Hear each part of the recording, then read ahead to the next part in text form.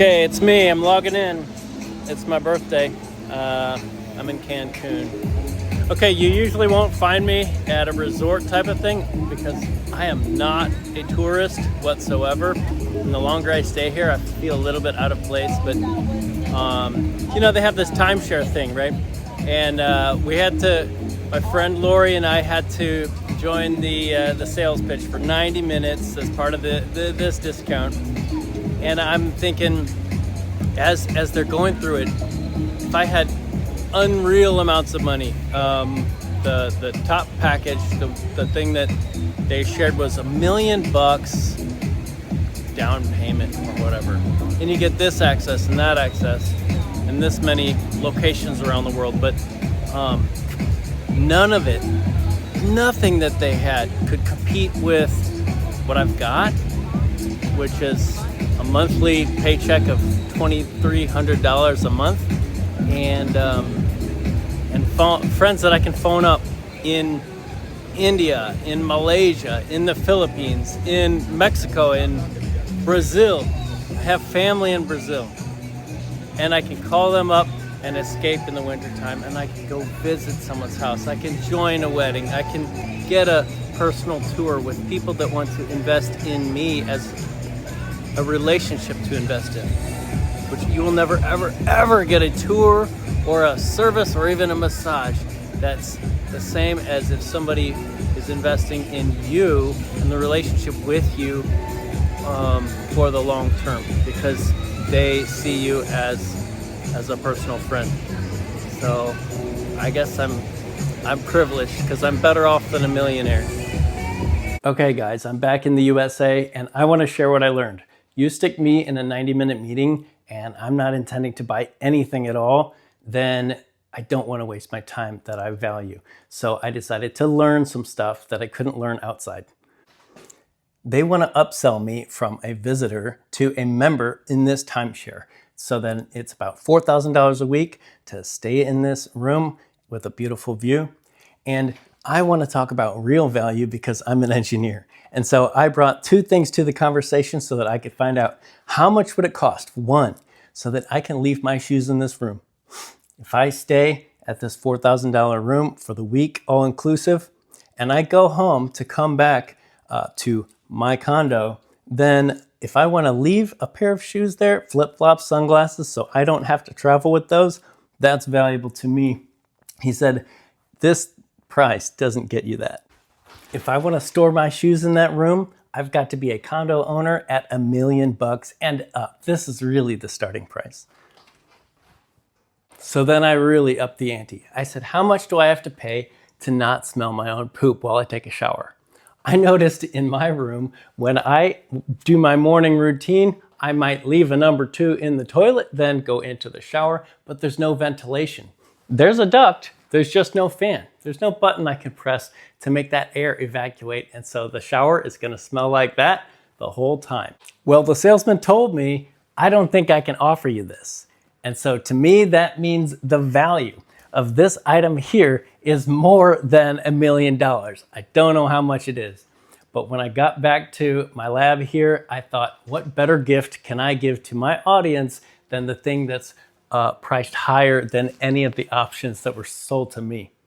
This is the outlet timer that I installed in my own bathroom. And so if I press this button, let's say I press this 10-minute button, then it's going to turn on the light plus fan overhead, and it's going to leave it on for 10 minutes, automatically turn off. If you press the big button, then it's going to shut it off, and you can control it just like an ordinary switch using the big button. And so this is a matter of about $22 for the device.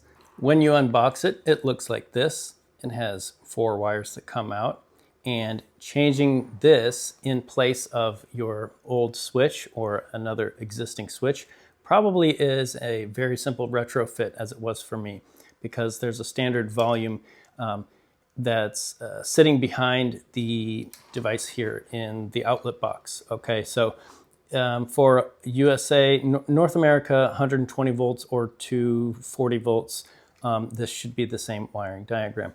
And my model specifically was Enerlight's okay, and there are several other competing models that will do just as well. I don't think that this is sensitive to needing to have exactly the right brand. But I drew up a diagram. They have their wiring diagram in the small manual, but I drew a diagram that might be a little bit easier to read. If I were to just show you how I wired it up, that diagram would be the record of it. This is the PDF style, the PDF copy of the same manual that probably comes in the box. I don't have it anymore, so I downloaded this one. And you can see there's a diagram that isn't really confusing or anything, but since I had the whiteboard at my disposal, I put together a diagram that's a little bit easier for me to explain. So here we have the switch, and it's 4 wires that come out. So it's boxed in blue here. And we have the source. And this doesn't matter actually if it's in your wall. You have neutral, line, and ground. It could be inside of your wall outlet box, or it could be in your own apparatus that you've built, because I'm doing a lot of those activities and sharing them as well. We have interchangeability with the devices from the OpenBox project and this one. So the red wire from here gets connected. You can use a wire nut or any of your favorite connectors. You connect this to one side of your resistive load. And you connect the white wire that comes out of here to the neutral inputs and the other end of your load. And then this load would be in my case, it's the fan plus the lamp. But I mean, this is really a truly relevant example even for other setups inside of your labs and garages. And so it's not just for ventilation in the bathroom, it's for anything that you want to control the timer. Without any wireless signals and without any, you get the idea. So black wire is our hot wire, and it goes to what's designated as the line. And these wires that come out of your wall will usually be green, white, and black. So obviously I don't have a white marker on this. And each of these dots is where we put a wire nut, or effectively a connection.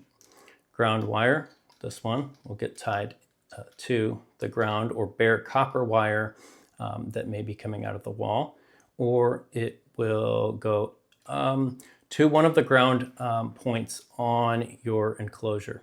That's where you can make the decision yourself, as long as it's tied into the overall ground of the system or the home. I put this PDF all together with the manual and my diagram and the Amazon link, etc. So if you have $22, then you also have this free knowledge, which gets you ultimately to the thing that costs more than $1 million that we can't have in a resort. What else did I bring back from Cancun? Well, I got these 2 seashells and a Mexican light socket. This one's a piece of coral. This is a seashell. These were gifts from the lovely 2 girls that were collecting shells out on the beach. And this one came from Home Depot. So I learned that Cancun, Mexico has its own Home Depot. I took a little exploring there to learn, and I'll share a couple of video clips with you. So I'm here at Home Depot, Mexico, and I'm over here looking for the millimeters. Sorry, sir. I'm finding inches, okay? So you guys could stop blaming America for all the inches in the world. And what else? We're seeing a lot of the brands. First alert, I'm seeing a lot of familiar brands for hardware devices like Husky and Ryobi and DeWalt. Oh yeah, and we get to hear Bruno Mars while we're here. So I'm in the gas aisle at Home Depot, and it's so busy. Wherever we have gas lines and hookups in the US, I never see, it's always the empty aisle, but this one is really busy, and I think people do their own installations of propane and gas type of things a lot more here. And that makes sense because we have more of the fuel lines, the gas lines going home to home, buried in the pre-planned neighborhoods in the US, but that means nobody has this. I see Milwaukee, and then Ryobi, and Bosch, and then there was Huskies in here. I don't think they have power tools. DeWalt power tools. So I specifically took a moment to look at the conduits and the connectors and the conduit boxes there. They do have stamped steel boxes. A lot of them are thinner than the ones I'm familiar with. A lot of them are manufactured in Mexico and in China. I had a whole different discussion about the manufacturing environment in Mexico, but it is absolutely outperforming the manufacturing we have in the US, which is pretty sad for me. It's connected to a lot of things in my career. But with that conversation set aside, I looked at what units are things being sold in and what standards. I found a propane bottle, not this one, but just like it, same green steel bottle with the same type of threads. And these are the standards that we find in the US. And the rating of being 16 ounces comes before 453 grams. And so the Mexican, technicians are going to be familiar with inches. They're familiar with ounces and pounds and feet. And so that's encouraging for me. If we build, this doesn't mean, I want to stay attached to imperial units for the projects in OpenLab and the projects that I'm engineering with. But when we find a cost optimized or a really nice performing module and it's rated in imperial types of units such as ounces and pounds, then these devices, it's still worthwhile. It's not. I'm thinking it's not going too far to accept when we have a good choice to make, and it's fundamentally in the imperial units. Then we can proceed. And probably if other countries, like if the European countries are deviating from those standards, and India, etc., then it's going to be such a high volume type of creation with so many applications, then it'll be worth doing the engineering of the brother and sister devices or connections or CAD models for these items with another person in the community and to support all flavors of these designs.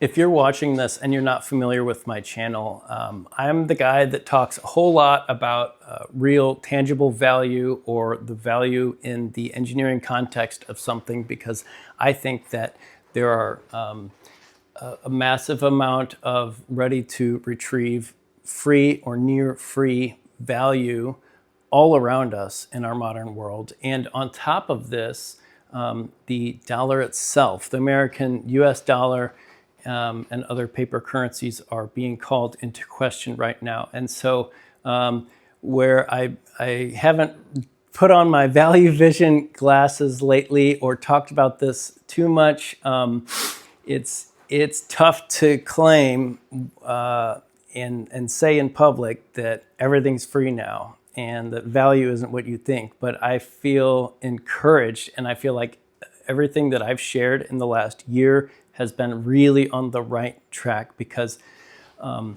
as the most wealthy people in the world and the investors and the folks that are thriving with their cash resources are somewhat scrambling, we can see that gold is moving up rapidly and people are changing their standards in banking globally.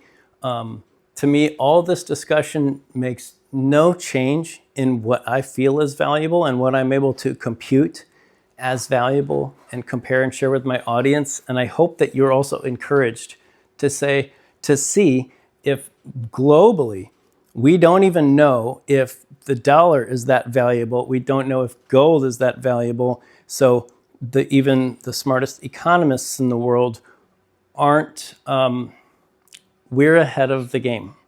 We're ahead of them by identifying what's valuable for us. And if it costs very little and it helps our life, we're on a good track by implementing that, learning about it, and having the invest our time to put a technical set of resources around it, drive this into the open source engineering world and makers world, and help each other so that the cash cost of things just becomes less and less relevant.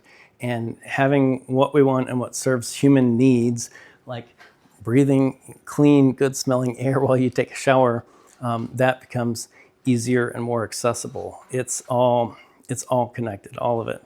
Thanks, everyone.